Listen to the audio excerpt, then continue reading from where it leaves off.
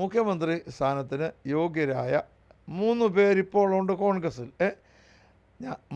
യോഗ്യതയുള്ള 3 പേരുണ്ടെന്ന് മുതിർന്ന നേതാവായി പറയട്ടെ. യെസ്, അതെ, തീർച്ചയായും. എന്നാൽ എനിക്ക് പറയാനുള്ളത് 3 അതിൽ കൂടുതൽ കോൺഗ്രസ്സിലുണ്ട്. കോൺഗ്രസ് നേതൃദാരിദ്ര്യമുള്ള ഒരു പാർട്ടിയേ അല്ല. നേതാക്കന്മാർ ധാരാളമുള്ളതും നല്ല യോഗ്യരായ നേതാക്കന്മാരുമുള്ള പാർട്ടിയാണ്.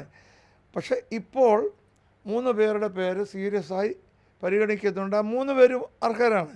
പക്ഷേ ഇതിൽ ചർച്ചയാക്കിയത് ആ 3 പേരാണെന്നോ? അവരാരെങ്കിലും പറഞ്ഞു ഞങ്ങൾക്ക് മുഖ്യമന്ത്രി ആണോയെന്ന്?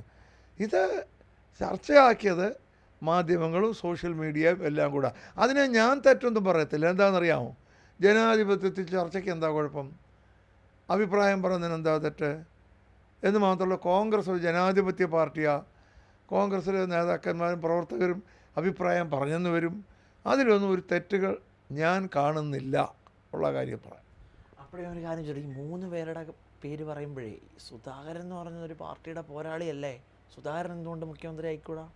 അല്ല, അത്തരം ചോദ്യങ്ങൾ ഞാൻ പറയാമല്ലോ, അത്തരം ചോദ്യങ്ങൾ എത്ര വേണേൽ ആരെക്കുറിച്ചും ചോദിക്കാം ഉണ്ടല്ലോ. അപ്പോൾ അങ്ങനെ ഒരു പർട്ടിക്കുലർ പേര് വെച്ചിട്ട് അദ്ദേഹം എന്താണ് മുഖ്യമന്ത്രി, അദ്ദേഹവും യോഗ്യനാണ്.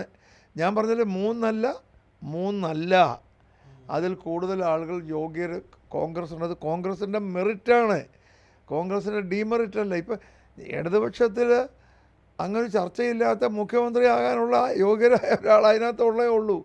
അതുകൊണ്ടാണ് ചർച്ചയില്ലാത്തത്. ഞങ്ങൾക്ക് കൂടുതൽ നേതാക്കളുണ്ട്, അതുകൊണ്ട് ചർച്ച വരും.